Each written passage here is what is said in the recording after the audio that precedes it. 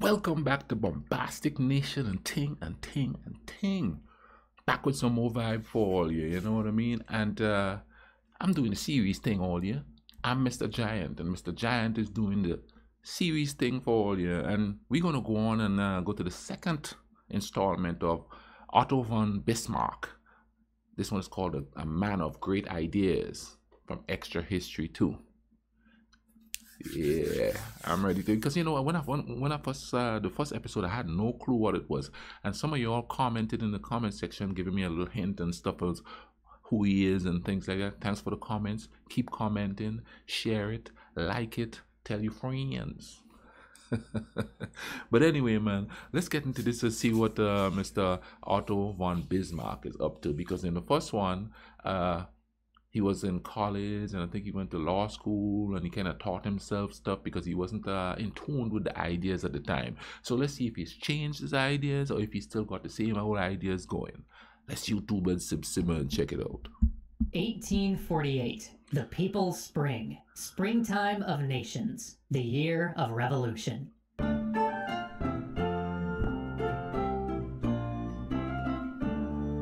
Bismarck's political life ended nearly as abruptly as it started. For as the summer of 1847 began, the king, unable to get a railroad grant from the Diet without also granting a constitution, threw his hands up in the air, dissolved the Diet, and sent everybody packing. Bismarck went back home to his estate, finally completed that whole business of getting married, and went on his honeymoon. But as he traveled Europe, and when he returned home, he noticed a strange tension in the air, an unrest in the streets, in the cities. Then, in February 1848, Paris erupted. The monarchy fell. A republic was re-established in France. Bismarck was concerned. At home and abroad, he had seen the strain between the working class and those who ruled, but he never expected something so abrupt or...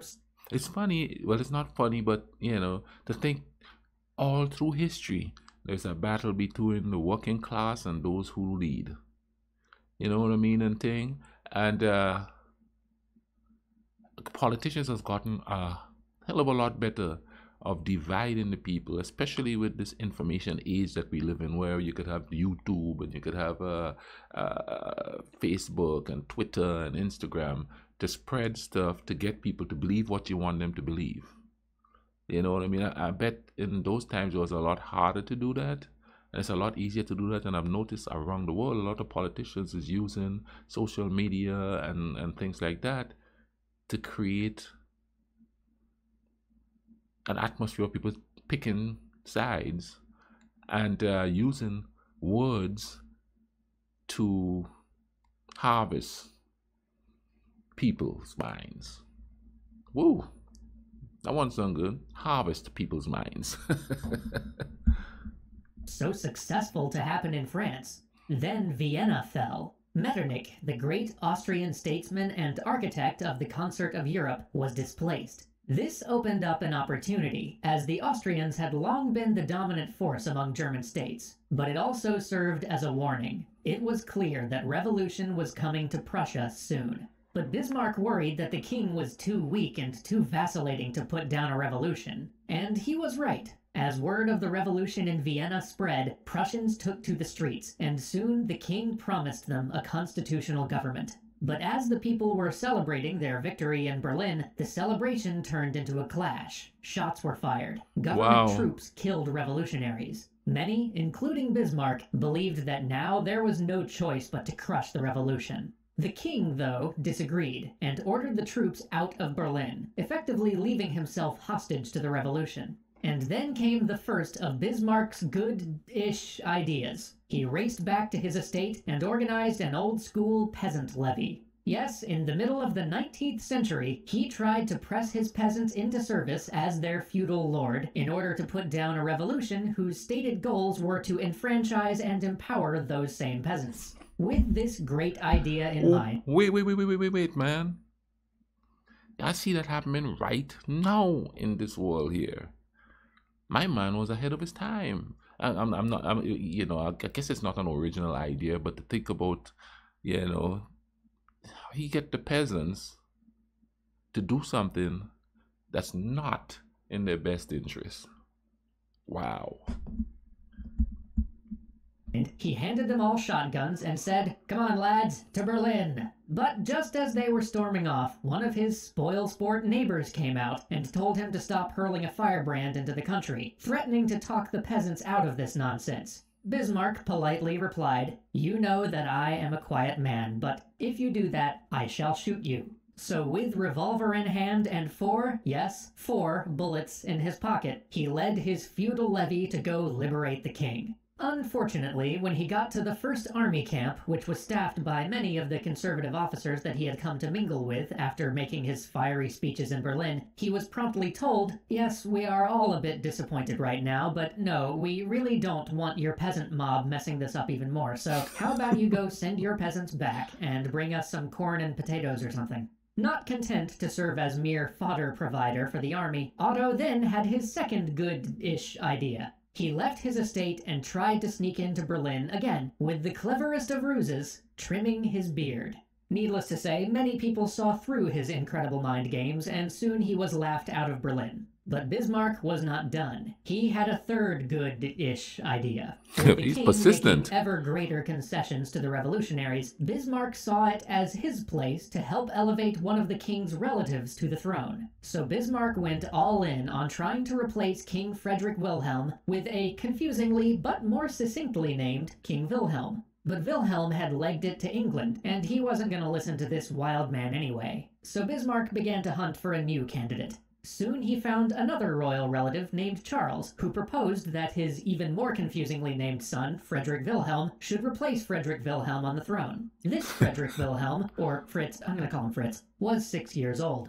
But nobody had asked Fritz's mom. I mean, they eventually did, but more as an afterthought, with Bismarck awkwardly meeting her in her servants' quarters. Not asking turned out to be a mistake, though, because Fritz's mom supported the liberals and put the kibosh on the whole thing. It would seem that Bismarck had made an enemy of the mother of this 6-year-old he hoped to put on the throne. Nonetheless, he was soon summoned for the Second Prussian Diet, which the king had ordered assembled to hammer out how to make a real This man's been trying to overthrow the king. Bismarck spoke passionately about the noble past that they were so casually throwing away, even becoming choked with emotion and having to stop mid-speech. But to no avail. The Diet did its job and created the Prussian National Assembly, which Bismarck was very not elected to. This Prussian National Assembly pushed for a real parliamentary system along British lines, though, and soon the king began to lose patience with the body. So Bismarck joined the Camarilla, which was not in fact a secret society of vampires which has kept their presence hidden from humanity for hundreds of years, though I can understand your confusion, and let's be honest, Bismarck would have made a great vampire, but no. Bismarck joined the much more boring, but real, group of nobles and courtiers close to the king, who were determined to maintain the power of the monarchy through non-vampiric means. And let's go ahead and call this one Bismarck's first actual good idea, because this put him in contact with many powerful men. But even though, by all accounts, he was an effective member of the society, and even though he had amplified the conservative voice in Prussian politics by establishing a newspaper, when the liberal cause fell apart and the conservatives once again became ascendant, he was passed over for a cabinet position.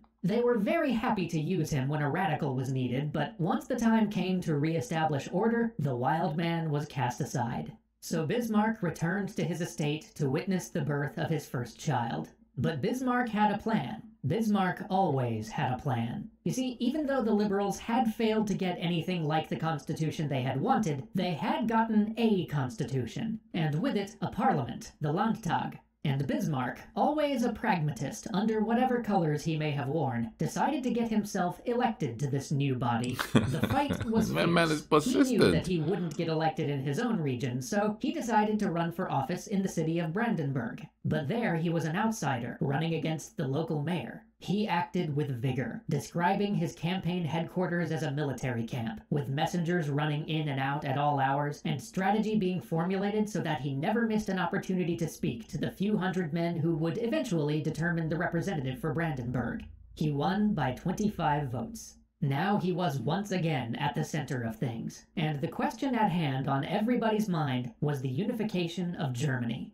If the 39 German states that had survived the Napoleonic invasion banded together, they could change the face of European politics forever. But how to achieve that was a matter of some debate. They could either come together under Austria or under Prussia. But Austria rejected the possibility of unification, because the Austro-Hungarian Empire and the Habsburg-inherited lands included far more territory than just the German portions. And the whole point of unification was German nationalism. Germans would never accept rule by a sovereign who was also ruling over other nations. This meant that the Austrians would either have to divide their empire and give some other branch of the family their German territories, or simply reject unification outright. And they chose the latter. The German National Assembly, which was different from the Landtag in that it represented all German states, decided, with little other choice, to offer the imperial crown to Frederick Wilhelm. Nobles in the Landtag, including Bismarck, urged him to accept. But the king rejected the proposal, and this allowed Bismarck the opportunity to rail against the constitution that would have come with it.